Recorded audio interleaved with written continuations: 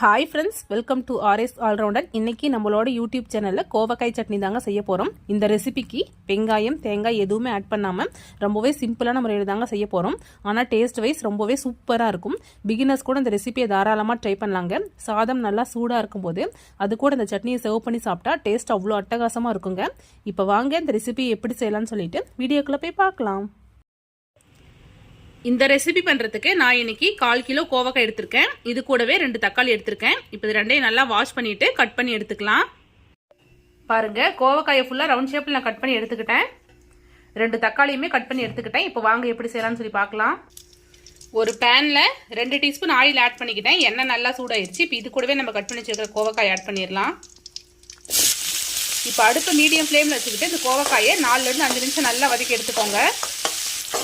பாருங்க, கோவக்காய் இந்த அளவுக்கு நல்லா வதங்கிடுச்சு. இப்போ இது கூடவே கட் பண்ணி வச்சிருக்கிற தக்காளி ஆட் பண்ணிடலாம். இது கூடவே தேவையான உப்பு ஆட் பண்ணிக்கலாம். கொஞ்சமாக பெருங்காயத்தில் ஆட் பண்ணிக்கிறேன். இதையும் நல்லா வதக்கிக்கலாம். இந்த ரெசிபிக்கு நம்ம கோவக்காய் எந்த அளவுக்கு நல்லா வதக்கி செய்கிறோமோ அந்த அளவுக்கு டேஸ்ட் ரொம்பவே சூப்பராக இருக்கும். ஸோ தக்காளியோடு சேர்ந்து கோவக்காய் நல்லா வதங்கட்டும்.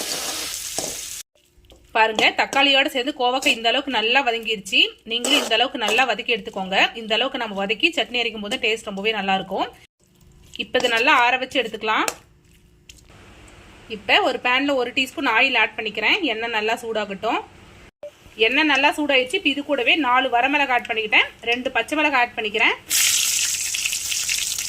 10-15 பல்லு பூண்டு ஆட் பண்ணிக்கிறேன். வரமிளகாய் நல்லா கலர் சேஞ்ச் ஆகிடுச்சு. இப்போ இந்த பக்கம் எடுத்துடலாம். இது கூடவே 1 கொத்து கருவேப்பிலை ஆட் பண்ணிக்கிறேன். இப்போ இது கூடவே 1/2 டீஸ்பூன் ஜீரகம் ஆட் பண்ணிக்கிறேன். 1/2 டீஸ்பூன் மிளகு ஆட் பண்ணிக்கிறேன். 1 கைப்பிடி அளவு வேர்க்கடலை ஆட் பண்ணிக்கிறேன்.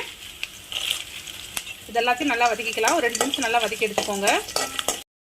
எல்லாமே நல்லா வதங்கிடுச்சு. இப்போ இது கூடவே 1 கைப்பிடி அளவு கொத்தமல்லி ஆட் பண்ணிக்கிறேன். ஒரு வதக்கிட்டு ஸ்டவ் ஆஃப் பண்ணிடலாம். இப்போ ஸ்டவ் ஆஃப் பண்ணிவிட்டு இதையும் நம்ம நல்லா ஆற வச்சு எடுத்துக்கலாம். நம்ம வதக்கி எடுத்துக்கிட்ட கோவக்காய் தக்காளி ஒரு மிக்ஸி ஜாருக்கு மாற்றிக்கலாம். இது கூடவே வதக்கி எடுத்துக்கிட்ட பச்சை மிளகாய் வரமிளகாய் வேர்க்கடலை எல்லாத்தையும் ஆட் பண்ணிக்கலாம். இப்போ இது கூடவே தேவையான அளவு தண்ணி ஆட் பண்ணிவிட்டு இது நல்லா அரைச்சி எடுத்துக்கலாம். பாருங்கள், சட்னி இந்த அளவுக்கு நல்லா அரைச்சி எடுத்தாச்சு. இப்போ தாளிச்சிடலாம். இப்போ அதே பேன்லேயே 1 டீஸ்பூன் ஆயில் ஆட் பண்ணிக்கிட்டேன். எண்ணெய் நல்லா சூடாகட்டும். எண்ணெய் நல்லா சூடாகிடுச்சு. இப்போ இது கூடவே 1 டீஸ்பூன் கடுகு உளுந்து ஆட் பண்ணிக்கிறேன். கடுகு நல்லா பொரியுது. இப்போ இது கூடவே 1 கொத்து கருவேப்பிலை ஆட் பண்ணிக்கிறேன். இது கூடவே நம்ம அரைச்சி எடுத்துக்கிட்ட சட்னி ஆட் பண்ணிடலாம். இப்போ இது கூடவே கொஞ்சமாக தண்ணி ஆட் பண்ணிக்கிறேன். மிக்ஸி ஜார்லேயே கொஞ்சமாக தண்ணி ஆட் பண்ணிவிட்டு அதை நல்லா மிக்ஸ் பண்ணிவிட்டு அந்த தண்ணி இது கூடவே ஆட் பண்ணிக்கிட்டேன்.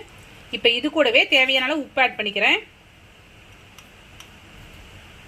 இது எல்லாத்தையும் நல்லா மிக்ஸ் பண்ணி விட்டுடலாம். இது ரொம்பவே சிம்பிளான ரெசிபி தாங்க. சாப்பாட்டுக்கு டேஸ்ட் அவ்வளோ அட்டகாசமாக இருக்கும். வேர்க்கடலை கோவக்காய் கூட ஆட் பண்ணி செய்யறதுனால டேஸ்ட் ரொம்பவே சூப்பராக இருக்கும். இப்போ நல்லா ஒரு கொதி வரட்டும். பாருங்கள், சட்னி லைட்டாக ஒரு கொதி வர ஆரம்பிச்சிருச்சு. அவ்வளோதான் ஃப்ரெண்ட்ஸ், நம்மளோட கோவக்காய் சட்னி சூப்பராக ரெடி ஆயிடுச்சு. சாதத்தோட பெசரி சாப்பிடும்போது டேஸ்ட் அட்டகாசமாக இருக்குங்க. நீங்களும் கண்டிப்பாக ட்ரை பண்ணி பாருங்கள். ட்ரை பண்ணி பார்த்துட்டு எப்படி இருக்குன்னு சொல்லிட்டு மறக்காமல் கமெண்ட்டில் சொல்லுங்கள். இது மாதிரி simple recipes lunch box recipes videos நம்மளோட சேனலில் ரெகுலராக அப்லோட் பண்ணுவோம். இது மாதிரி வீடியோஸ் வேணும்னா நம்மளோட ஆர்எஸ் ஆல்ரவுண்டர் சேனல் மறக்காம சப்ஸ்கிரைப் பண்ணிக்கோங்க. இந்த வீடியோ உங்களுக்கு பிடிச்சிருந்தா லைக் பண்ணுங்கள், கமெண்ட் பண்ணுங்கள், மறக்காம உங்களோட ஃப்ரெண்ட்ஸ்க்கு ஷேர் பண்ணிக்கோங்க. தேங்க்யூ ஃப்ரெண்ட்ஸ், தேங்க்ஸ் ஃபார் வாட்சிங்.